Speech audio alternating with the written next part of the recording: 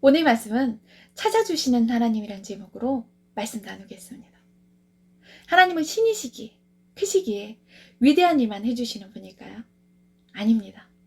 하나님은 감사하게도 우리가 실수해서 난감해하는 그 순간도 그냥 지나치지 않고 도와주시는 분인데요. 오늘 말씀에서 하나님은 우리의 잃어버린 것을 어떻게 찾게 해주셨는지 함께 살펴보시겠습니다. 오늘 말씀의 선지자 엘리사는 그와 함께하던 제자들이 있었습니다. 그들은 사는 곳이 좁다 느껴요. 요단강 근처로 가서 직접 나무를 베어 집을 짓기 시작해요. 그런데 한 사람이 나무를 베다가 도끼날이 툭 하고 물에 빠져버리죠. 그 순간 그가 외쳐요. 아, 주여, 이 도끼는 빌린 것입니다. 자기 물건이 아니기 때문에 갚아야 되는 상황이 왔어요. 그냥 물건 잃어버린 게 아니라 경제적으로 큰 부담, 마음이 무너지는 순간인 거죠. 그때 엘리사가 묻습니다. 어디에 빠졌느냐? 그가 위치를 가리키자 엘리사는 나무 한 조각을 베어 그 물에 던집니다. 그리고 놀라운 일이 일어납니다. 철로 된 도끼가 물 위로 떠오르게 되죠. 엘리사가 말이요. 취하라. 그러자 그 사람이 손을 내밀어 도끼를 다시 찾는 내용인데요. 하나님은 엘리사를 통해 그에게 정말 중요한 도끼를 찾게 해주셨습니다. 오늘 말씀에 잃어버린 도끼. 오늘날 우리에게 이 도끼란 무엇일까요? 얼마 전에 저는 늘 산책하던 곳에 산책을 하며 그날도 어김없이 우리 강아지와 함께 노래를 들으며 걷고 있었어요. 어둑해지기 전 우연히 나무를 보았는데 그 두꺼운 나뭇가지 위에 핸드폰이 있는 거예요. 뭐지? 가면서 보니까 쓰던 폰이고 잠겨있고 누가 찾아주기는 귀찮으니까 땅에 떨어진 걸 올려둔 것 같았어요. 전 파출소에 갖다 줘야겠다 싶어서 일단 집으로 가져왔습니다. 전화가 왔고 아저씨였어요. 근처에 온다고 찾으러 오셨고 잃어버리신 공원 근처에서 만나서 드리고 돌아오려는데 그냥 보내면 안 된다고 바로 앞에 편의점에 가자시는 거예요. 음료수나 사주신다고. 속으로 그래, 음료수나 먹으면서 전도해야지 생각하고 저에겐 전도가 뭐겠어요? 구독이죠. 구독하면 설교가 있으니까. 편의점을 들어갔더니 음료수가 아니라 과자를 막 담으시는 거예요. 종류별로. 됐다고 해도 계속 담아주셔서 왜 예전에 명절에 친척들이 사오시면 제일 좋아하던 선물, 그 선물 세트 받는 기분이었어요. 그렇게 한 보따리 과자를 사주시고는 나와서 전 기회를 놓치지 않고 유튜브 보세요? 하니까 붙들고 산다시길래 핸드폰으로 제 걸 치고 구독을 누르고 보여드리고 보라고 말씀드렸죠. 걸어가면서 전도하려고 이미 운을 띄워놨거든요. 전 목사라고. 그랬더니 웃으시며 귀가 안 좋으셨던지 그 후에 유튜브 구독하시고 물으시더라고요. 교회 다니냐고. 모르시는 것 같아서 원래 안 그러는데 그날은 좀 강조해드렸어요. 저 목사예요. 사모님이 교회 다니신다고 했죠? 사모님한테 말씀해 주세요. 핸드폰 잃어버렸었는데 목사가 찾아줬다고. 하나님이 찾게 해주셨나 보다고. 화물 일을 하신다는 분인데 이분이 핸드폰을 찾고 얼마나 기뻐하시던지 그분의 절박함, 기쁨이 느껴졌었거든요. 그리하여 전 나한테 고마운 것보다 하나님이 하신 일이라는 걸 강조하고 싶었어요. 사모님이 늘 기도하실 거 아니에요. 그리하여 사모님도 기쁘라고 꼭 전해드리라고 했죠. 교회 꼭 가세요. 아셨죠? 자기는 일요일에도 일을 해서 못 간다고. 그럼 수요일이나 금요일에도 저녁 예배가 있다고. 그때 사모님 따라가시고 못 가시면 유튜브로라도 설교를 들으시라고. 제 설교는 초신자 위주라서 전도용으로 좋거든요. 어쨌든 그렇게 핸드폰을 찾아드리고 목사가 과자를 한 보따리를 받아서 선물 받아서 싱글벙글 집에 왔는데 너무 행복하더라고요. 파출소에 맡겼으면 이분을 못 뵙고 과자도 못 받고 이분 전도도 못 했을 텐데 하나님의 선물, 과자랑 구독까지 하나님 감사합니다 했는데요. 바로 며칠 전 이야기입니다. 저는 그날 핸드폰을 찾아준 게 아니라 하나님의 마음을 전달하는 사람이고 싶었던 마음이 컸습니다. 그래서 귀가 잘 안 들리는 것 같아서 모르실까봐 마지막으로 또 한 번 더 웃으며 강조해드렸어요. 저 목사예요. 핸드폰 하나님이 찾아주신 거니까 꼭 교회 가셔야 돼요. 이렇게. 전 뭐 이전에도 전도 왕이었었으니까 기회만 되면 강요 안 하고 지혜롭게 전도하죠.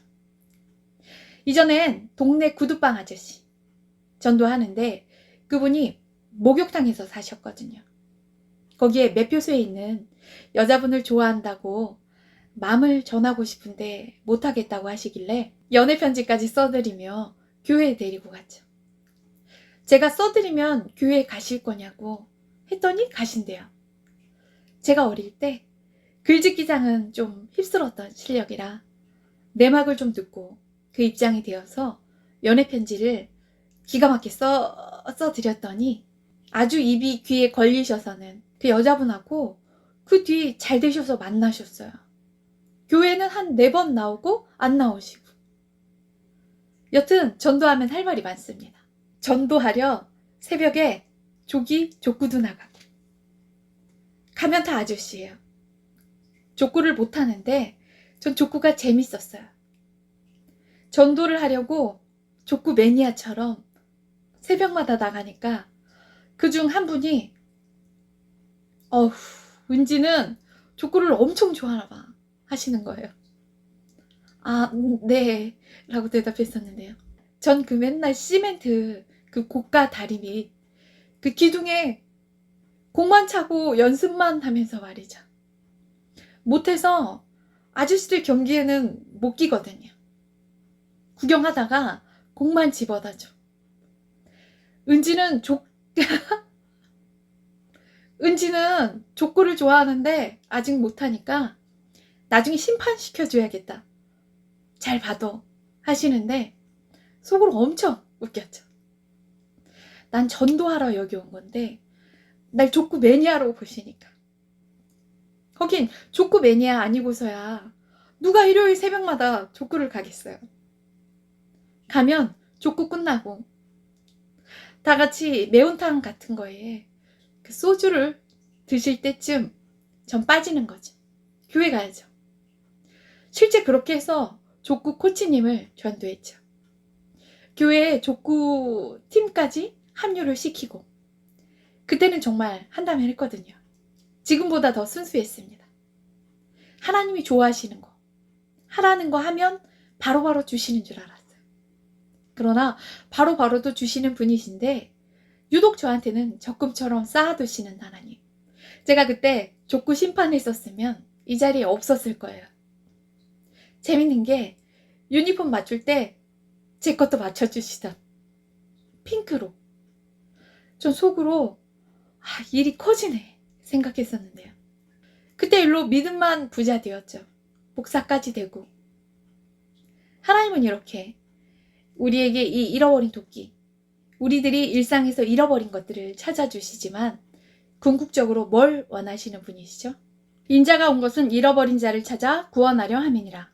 그 잃어버린 자를 내가 찾으며 쫓기는 자를 돌아오게 하며. 궁극적으로 우리의 구원을 원하시는 거죠.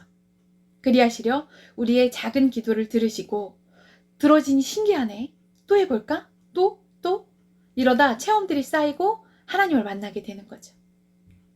현대인인 우리에게 도끼란 우리가 붙잡고 사는 것들일 거예요. 핸드폰이나 돈, 관계, 기회 같은 것인데 그걸 잃어버린 거죠. 잃어버리면 단순 물건을 잃어버린 그런 느낌이 아니라 연결이 끊어지고 정보를 알 수가 없고 삶의 일부를 잃은 느낌일 거예요. 그걸 아시는 하나님은 도끼를 떠오르게도 하시지만 저절로 누군가를 보내서 찾아주게도 하시는데요. 기적은 하늘에서 뚝 떨어지는 게 아니라 이렇게 사람을 통해서 흐릅니다. 하나님은 우리의 그 난감한 마음, 그 상실한 마음도 아시죠. 내가 너를 치료하여 내 상처를 낫게 하리라. 누군가에게 하찮은 도끼지만 하나님에겐 그 사람의 마음이 더 중요했습니다. 하나님은 잃어버린 물건보다 잃어버리고 낙심한 마음을 먼저 건지십니다. 말씀에서 하나님은 대충이 아니라 우리가 정확히 내려놓는 그 자리에 역사하시는데요. 그 사람이 여기쯤이에요 하지 않았습니다. 정확히 도끼가 떨어진 그 자리를 가리켰습니다. 우리는 어디서 무너졌는지, 어디서 놓쳤는지, 그리고 어디서 잃어버렸는지 생각해야 해요. 그리고 문제를 정확히 하나님 앞에 가져갈 때 도움은 시작됩니다. 하나님은 우리가 숨기는 부분이 아니라 드러내는 자리에서 역사하십니다. 도끼를 잃어버린 자리를 가리킨 건 그냥 위치 설명이 아니라 회개의 모습인데요. 숨기지 않고 변명하지 않고 정확히 드러내는 것. 하나님은 완벽한 사람을 찾으시는 게 아니라 정확하게 돌아오는 사람을 찾으십니다. 만일 우리가 우리 죄를 자백하면 그는 미쁘시고 의로우사 우리 죄를 사하시며 나는 의인을 부르러 온 것이 아니요 죄인을 부르러 왔노라. 말씀에서 볼 수 있죠. 하나님은 그 회개의 자리에서 직접 역사도 하시지만 때로는 사람을 통해 그 응답을 이루심을 볼 수 있는데요. 그날의 저는 도끼를 건져 올리는 막대기 같은 사람이었습니다. 누군가의 잃어버림 속에 하나님은 우리를 응답으로 사용하시는데요. 우리는 기적을 기다리는 사람이기도 하지만 동시에 누군가의 기적이 되는 사람입니다. 하나님은 우리의 크고 거창한 문제만이 아니라 우리가 말도 못하고 속으로 끙끙 앓는 그 작은 잃어버림까지도 아시는 분이십니다. 우리의 실수로 생긴 문제조차 외면하지 않으십니다.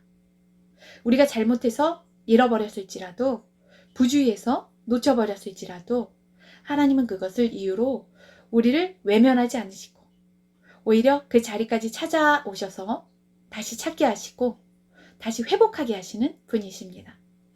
내가 비록 넘어졌으나 일어날 것이요 어두운 데 앉았으나 여호와께서 나의 빛이 되실 것이미로다.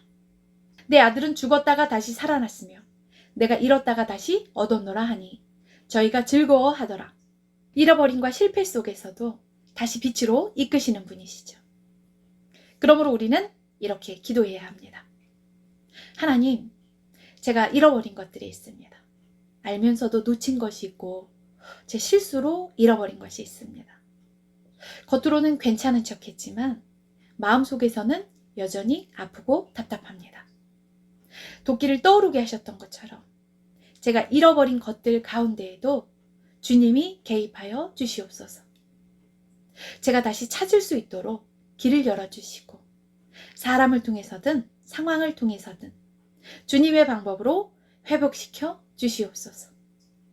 이렇게 말씀을 맺습니다. 우리는 알아야 합니다.